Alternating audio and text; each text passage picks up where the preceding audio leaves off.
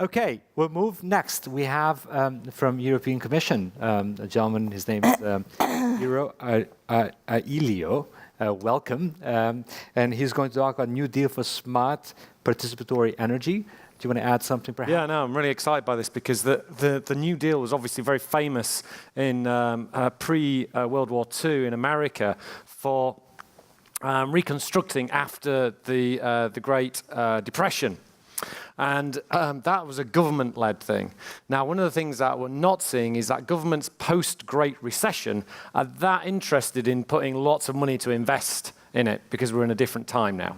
So maybe we need to be looking at the crowd to create that New Deal. And so I'm looking forward to what we've got on this. Thank you. Great. Well, thank you very much. Thank you very much. Thanks for coming. All right, thanks. Agreement. Yep, good. Okay, good morning. Let's kick off right away because I think we have some time issues here. The energy side of our work at the Commission is now at a pretty high intensity production situation. We have indeed some legislative work coming out these days, maybe at the end of the month. And what I'm going to work or focus on here is the consumer side of this, the retail markets of energy in particular, because that's a major part of that. And I think there's a closer link also to crowdsourcing and as was here mentioned. Okay, we kick off here. This slide you've seen certainly in the past, but why I show it here is because this is actually one of the main reasons that we are going to touch on energy legislation today. So it's really to bring up to date whatever legislation is out there, the rules of the game. And those, most of them were done back in the 2007, 8, 9, that period. And as you know, energy life was a bit different at that time. And so today we've gone ahead, we have new objectives, climate and energy objectives for greenhouse gases, for renewables, for energy efficiency. And what we want to do is to bring indeed the legal framework up to date with that and see how we can get to those goals.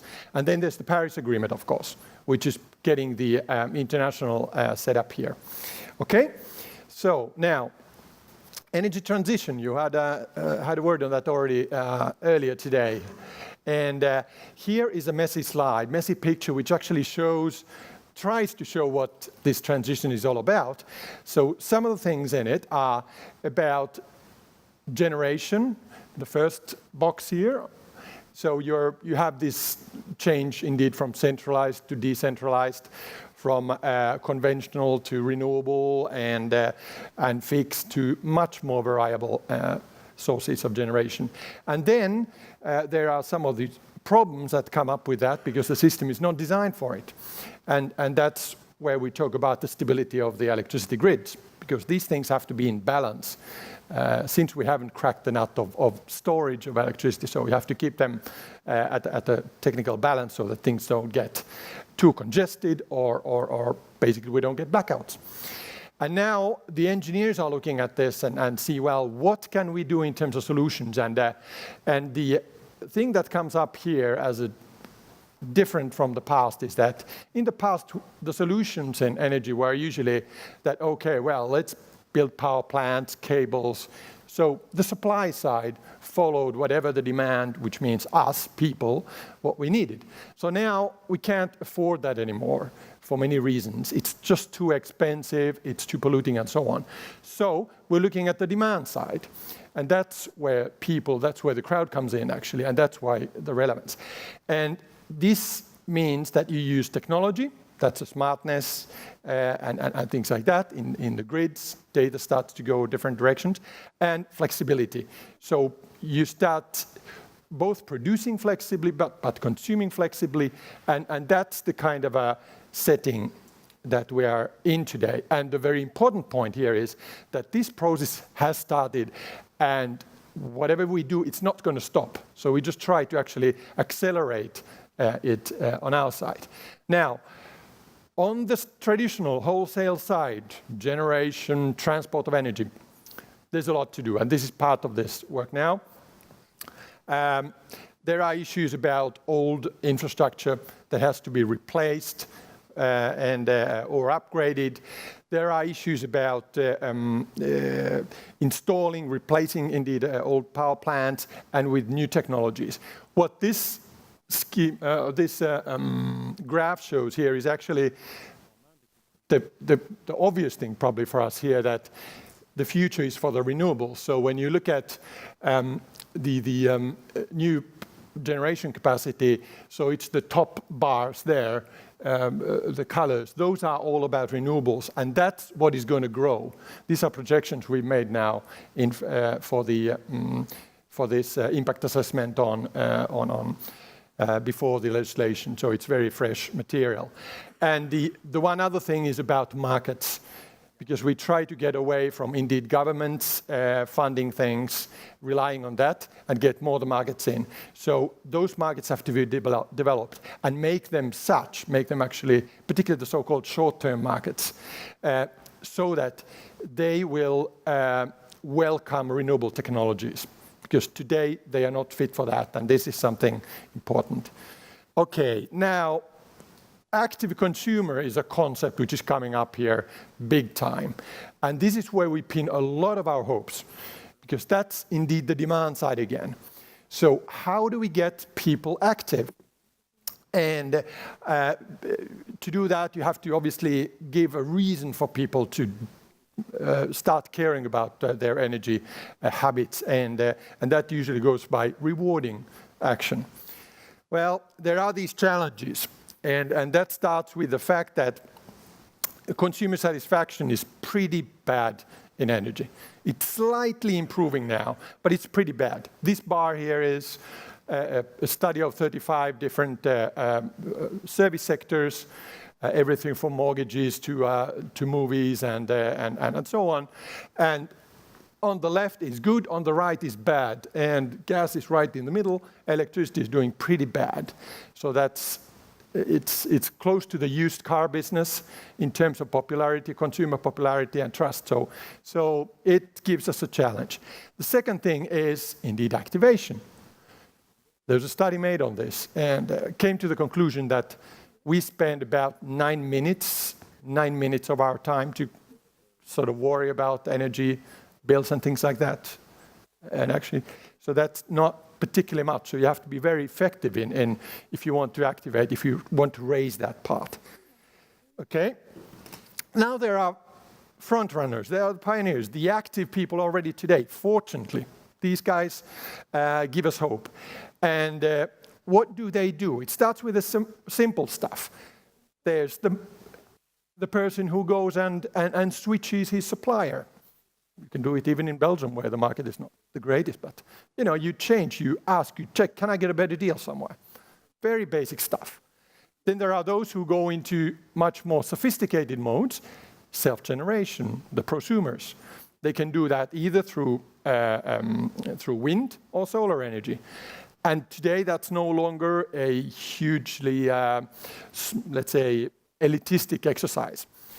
So costs have come down. And then there's demand response, which is the curve here, where in certain parts of Europe you can get into this, and that means that you make a deal, you reduce or you raise your consumption according to what is going on in the market, and you get paid for it.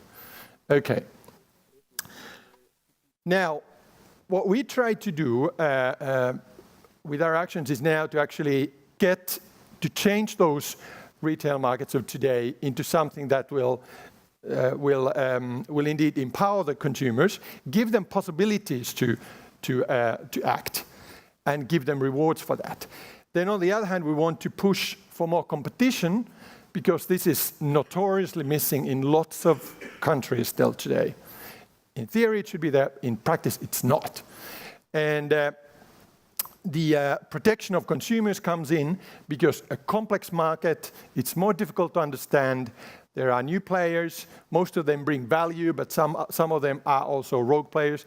So they can destroy value, they can destroy trust. So we have to see that the protection of consumers is up to scratch. And then we have the data issue, which Andy Ridley here spoke about. Hugely important. This is where the money is, and so you have to see how that's managed. Now, looking at the first part, information. Well, here we are looking at the gadget side, first of all. Smart metering doesn't exist in this country yet. It's coming.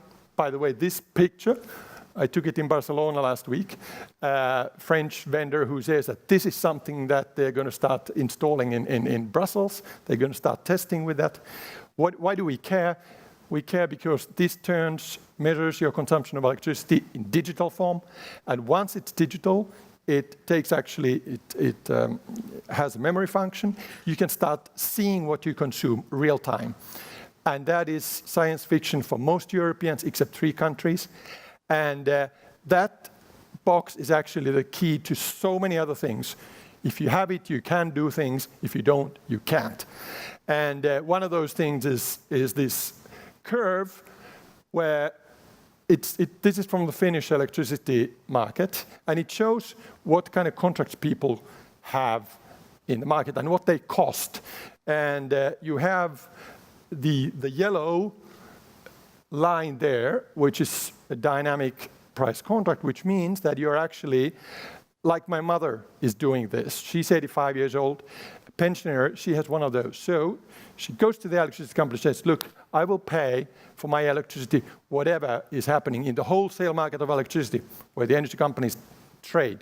Price goes up and down according to weather and so on. So she pays that plus then a margin that the retailer puts on top of it.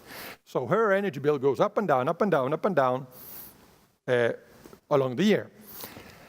And she's fine with that. And the result is that she actually has, since 2000, this is a 1-year graph, but I could put the 5-year graph for the same thing, and you will see that this has been the cheapest option in the market for any consumer, actually, since it was introduced in the market. The thing is that you just have that in a couple of countries in the north, and the rest of us have no access to it. The other curves here are 1-year fixed, 2-year fixed contracts, which you can find, for instance, here in Belgium. And the top level there is this kind of a standard one. So if you choose nothing, this is where you fall.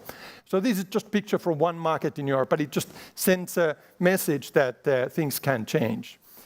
Okay. The switching of suppliers is something which in about half of the member states is somewhere between 0 and 5%. So about, maximum 5% of us actually change suppliers every once in a while to get savings. We'd like to get that higher up. So what we are doing is we're looking at what keeps us from doing this, particularly the side of issues such as costs, fees, charges linked to that, because this is a clear barrier to changing. Now, self-generation, those solar panels, rooftop solars. There are a lot of countries where actually these are de facto banned. So people, through various administrative barriers and others, cannot use this kind of solar energy, even if they want it. And this is a problem. So we want to make this easier. And the third thing is that some of us want to act individually, others in a group, collectively. And for that, particularly for the latter ones, you might want actually a service for yourself. Because again, being active, we don't want to spend a lot of time in worrying about this kind of activity. We have our life for other things, more interesting things. And for that, things have to be automatic and simple. And that usually brings us to new types of service providers, such as aggregators who aggregate together our consumption and sell them in the market, in the wholesale energy market. So we want to get these types of new companies out, open the markets for them, and that takes us to the so-called demand response, which is indeed these bubbles here, which show that basically we're using today a very small share of the total possible volume of demand response, which is again shifting the way we consume from during the day, or the time, or the volume of it, and get paid for it. And this is something we want to push. Okay?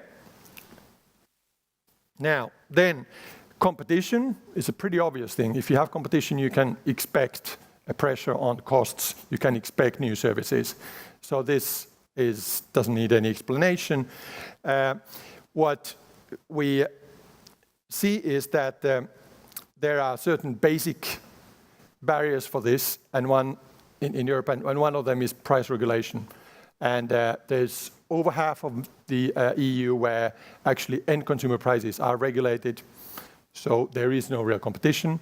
There will not be real choice because this just takes away the incentives for innovators to come to the market. And that keeps away these kinds of dynamic price contracts that I just spoke about. No way. And it also leads to a situation that these service providers do not come to the market either because there's nothing to do. If you have, you are in a box and that your room for movement is very limited. So we want to go into, again, liberalizing, pushing the member states to liberalize the end consumer prices and get rid of these various types of barriers which are there from keeping the service providers getting into the market. Okay? Now, consumer protection, I mentioned at one point. The graph there on the top actually shows two things. It shows the average consumption. The people with middle income households, how their energy expenditure over the years has developed. It's been pretty flat. To 6% in this millennium from after year 2000.